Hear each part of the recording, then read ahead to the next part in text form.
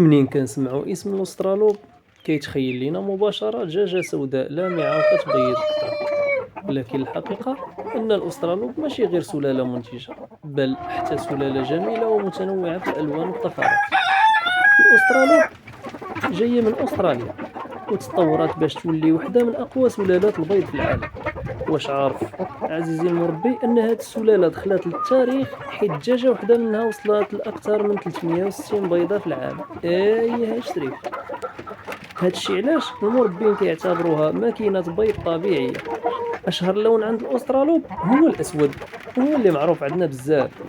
ريشو كيكون أسود غامق، ولكن تحت أشعة الشمس كيظهر لمعان أخضر فخم وكيعطيه شكل ملكي وسط القطيع.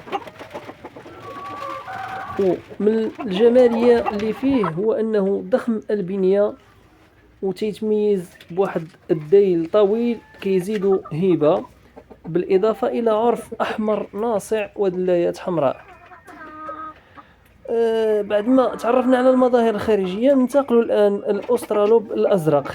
اللون ديالو رمادي مائل للأزرق، هادئ وأنيق بزاف. هذا اللون كيجلب الانتباه خصوصا في الحظائر المنزلية وكيعطي تنوع جميل مع نفس قوة الإنتاج. كاين كذلك الأسترالوب الأبيض واللي هو قليل نسبيا مقارنة مع الأنواع الأخرى. الريش ديالو أبيض نقي، الدجاجة كتبان كبيرة ونظيفة ومحبوبة عند الناس اللي كيبغيو حظيرة مضيئة ومنظمة.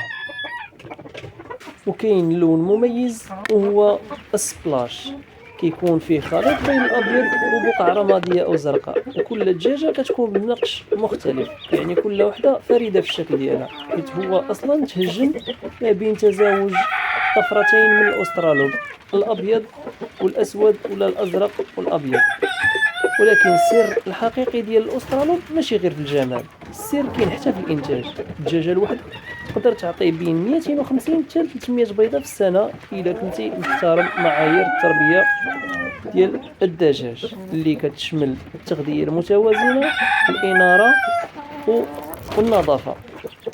والبيض ديالها كيكون بني فاتح والقشره ديالو قويه، هذا الشيء كيخليه ممتاز للاستهلاك العائلي وحتى للانتاج.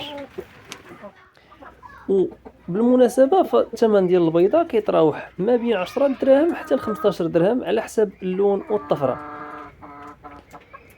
نتحدثوا الآن من ناحية الطباع، فالأسترالوب معروف بالهدوء ديالو، ماشي عدواني، كيتعايش مزيان مع باقي الدجاج وكيولف مع المربي بسرعة. هاد الصفة كتخليه مناسب بزاف للمبتدئين والتربية في الأسطح والأماكن الصغيرة. حتى من ناحية التحمل هاد السلالة قوية وكتحمل البرد مزيان بسبب الريش ديالها، وفي الحر خاصك غير توفر ليها الظروف المناسبة من ظل وماء وتهوية وكتصبر معاك ان شاء الله. ما نساوش ان هاد السلالة مزدوجة الغرض، ممتازة في البيض والوزن ديالها مزيان حتى للتسمين، يعني كتجمع ما بين الانتاج والجمال وسهولة التربية. باختصار، سواء اختاريتي الأسود الفخم أو الأزرق الأنيق أو الأبيض النقي أو السبلاش المتميز، فجميع الحالات عندك دجاجة قوية هادئة وسخية في البيض.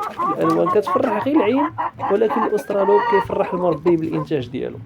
نتمنى من الإخوة المربين اللي كيعتمدوا تربية الدجاج أنهم يحافظوا على السلالة قنقية، ما يبقاوش يكثروا من الخليط ديالها، حيت لاحظنا في الآونة الأخيرة أن الدجاج ديال الأسترالوب ما بقاش عنده واحد المصداقية، حيت ما تجيش كتقدر تزعم أنك تاخذ الكتكوت ديالها اللي تيكونوا عنده المواصفات ديال الكتكوت في الأول، صدر أبيض، كريشة بيضاء وأرجل سوداء، لكن مع مرور الوقت كيخرج لك خليط أو لا تيخرجوا فيه بعض البقع، الشيء اللي تيخليك تبعد من هذا النوع، وهو نوع جميل ومشرف في التربية ديالو.